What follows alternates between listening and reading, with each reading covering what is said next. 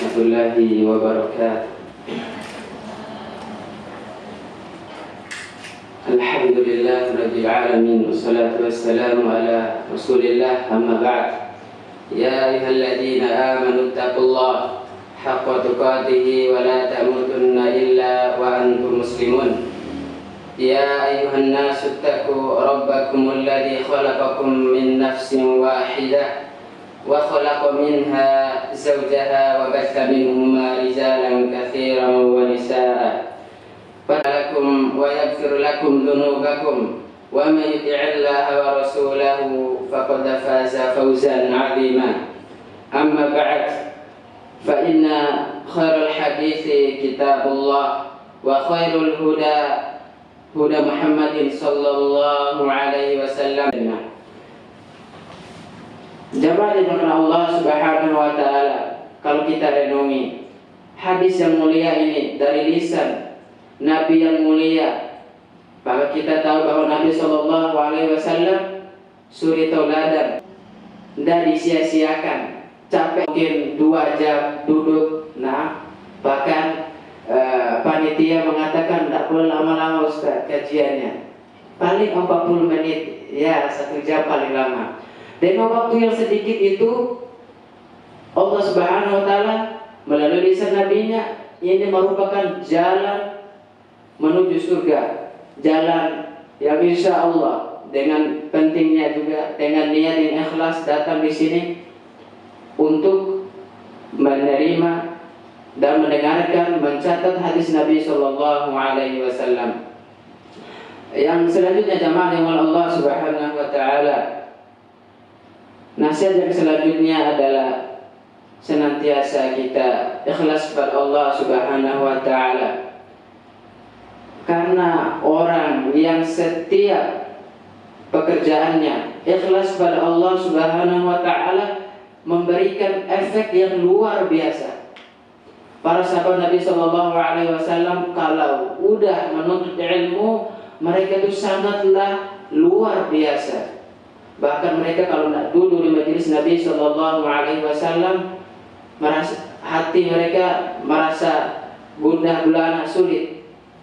Kenapa? Karena ini merupakan ucapan, bahkan perbuatan yang harus Nabi Sallallahu Alaihi Wasallam diberikan wahyu untuk disampaikan kepada umat. Seandainya tidak datang, rugi. Bahkan sahabat Umar, dia punya temannya dan dia ini halangan datang di kajian ilmu. Apa beliau lakukan? Dia cari temannya, dia bilang, nanti kamu catat dan catatanmu itu diberikan kepada saya, biar saya mendapat juga faedah. Seperti itulah mereka. Seperti itulah mereka dalam menuntut ilmu. Maka di masa-masa mereka Islam itu berjaya. Dan kita samakan saja apa yang terjadi di masa mereka sampai kepada kita. Maka zaman Allah Subhanahu wa taala itulah pentingnya ikhlas. Dan ikhlas juga memberikan kepada orang yang senantiasa beramal soleh dengan ikhlas, itu sangat memberikan efek. Karena dia mengharap itu Allah Subhanahu wa taala, bukan mengharap mungkin seorang istri mengharap hadiah karena dia udah bantu suaminya, dia berharap hadiah. Ini merupakan seorang istri mungkin belum mengenal namanya ikhlas. Para istri, nasihat oleh para ulama, ini merupakan jalan menuju surga yang luar biasa. Bahkan disebutkan dalam sabda Nabi SAW, seorang istri dia mentaati suaminya dengan penuh hatinya dengan ikhlas, maka dia masuk surga. Dan dia mengamalkan juga puasa, sholat, dan tidak meninggalkan itu kecuali ada halangan. Karena perempuan ini dia punya waktu yang dimana dia bisa tidak sholat. Ini merupakan sesuatu yang luar biasa di agama Islam. Jamaah Allah Subhanahu wa taala, Itulah nasihat oleh para ulama kita sebelum mereka memberikan ilmu, memberikan kajian ilmu, membacakan sabda Nabi Shallallahu Alaihi Wasallam, materi-materi mereka sebelum mereka menjelaskan. Nasihat mereka ini penting untuk menuntut ilmu ikhlas kepada Allah Subhanahu Wa Taala. Jemaah Allah Subhanahu Wa Taala, berkaitan judul yang ingin kita bahas tentang beristighfar dan bagaimana Islam menyuruh kita beristighfar.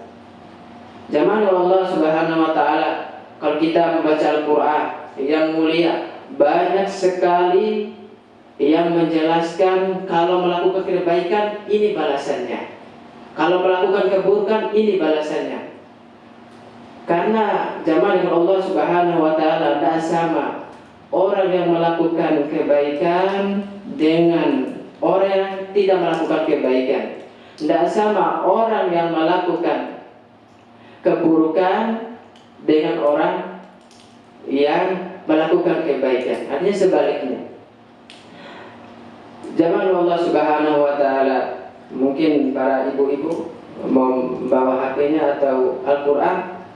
Ada surah yang indah sekali yang menjelaskan bagaimana kita ini disuruh oleh Allah Subhanahu Wa Taala beristighfar. Quran surat Muhammad ayat yang ke-19. Allah Subhanahu Wa Taala berfirman, "Fa'lam annahu la ilaha illallah wastaghfir li dzambik walil mu'minin wal mu'minat wallahu ya'lamu mutaqallabakum wa mathwaakum." Di ayat ini disebutkan bahwasanya yang pertama kali fa'lam, ketahuilah. Jadi ibarat ditegaskan oleh Tuhan, wahai para manusia, diketahuilah annahu la ilaha illallah, tidak ada ilah kecuali Allah. Ini menunjukkan bahwasanya perkara tentang annahu la ilaha illallah ini, kalau kita membaca sebuah kitab tauhid, ayat ini sering disebut. Kenapa? Karena ini merupakan akidah. Ada orang di luar sana melakukan suatu kebaikan, tapi dia membersamainya dengan kesyirikan. Nah, ini yang dijelaskan oleh Allah Subhanahu Wa Taala. Sesungguhnya tidak ada ilah kecuali Allah. Aghfir li dzambik. Ayat ini zaman Allah Subhanahu Wa Taala memberikan penjelasan bahwasanya manusia itu pasti melakukan dosa, pasti melakukan kesalahan. Buktinya Allah Subhanahu Wa Taala.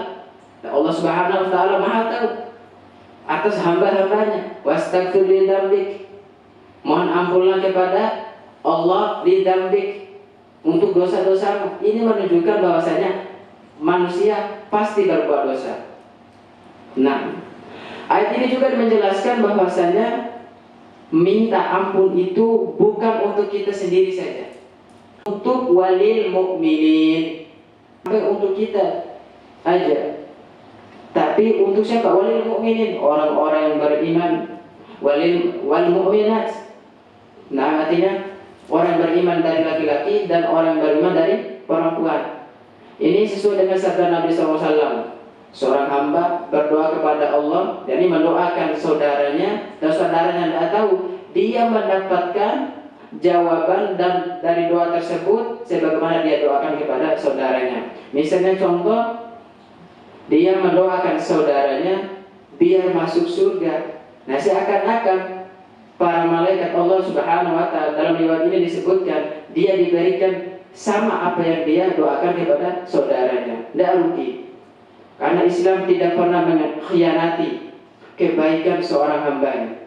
Allah Subhanahu Wa Taala Maha Mulia. Yang selanjutnya adalah Allah Subhanahu Wa Taala menjelaskan, wallahu ya'lamu mutaqallabakum wa mathwaakum. Ini merupakan perkara luar biasa yang Allah Subhanahu wa taala firmankan di dalam Quran. Allah Subhanahu wa taala tahu tempat di mana kita berusaha. Nah, ini membantah orang-orang yang mengatakan tidak semua perkara itu diketahui oleh Allah Subhanahu wa taala. Ini membantah ucapan-ucapan mereka. Bahkan ada sebagian kelompok, sebagian aliran pemahaman mengatakan tidak semua perkara itu diketahui oleh Allah Subhanahu wa taala. Cara bantahnya adalah bagaimana? Ini ayatnya. Allah itu mengetahui tempat kalian itu bekerja, tempat kalian itu berusaha, wa maswaakum, dan tempat tinggalmu. Artinya Allah itu tahu si fulan tinggal di sini Bojonegoro dan seterusnya, Allah sudah tahu. Nah, tentang ayat ini zaman Allah Subhanahu wa taala dalam syarah Riyadhus Shalihin Syekh Al-Hilali beliau menjelaskan Allah Subhanahu wa taala memerintahkan beristighfar ini kepada hamba. Nah, ini sangatlah luar biasa kalau kita merenungi perkataan beliau. Ini istighfar, nah, bukan buat bagi orang-orang yang soleh saja, tapi buat siapa? Hamba secara umum. Maka akan datang nanti ayat menjelaskan seorang hamba yang berbuat dosa. Ini hamba yang paling dicintai oleh Allah. Hamba yang bagaimana? Dia berbuat dosa, dia hari juga dijelaskan 100 kali. Ini menandakan bahwasanya Nabi aja, seorang Nabi dosanya diampuni dan Nabi SAW dijamin masuk surga, diperintahkan oleh Allah untuk beristighfar. Ini memberikan pemahaman kepada kita bahwasanya istighfar bagi semua manusia maupun Nabi Shallallahu Alaihi Wasallam. Dan beliau juga menjelaskan bahwasanya meminta ampun itu bukan untuk diri kita sendiri saja, minta kepada orang lain. Kalau misalnya kita berdoa kepada Allah untuk diri kita dengan berharap insya Allah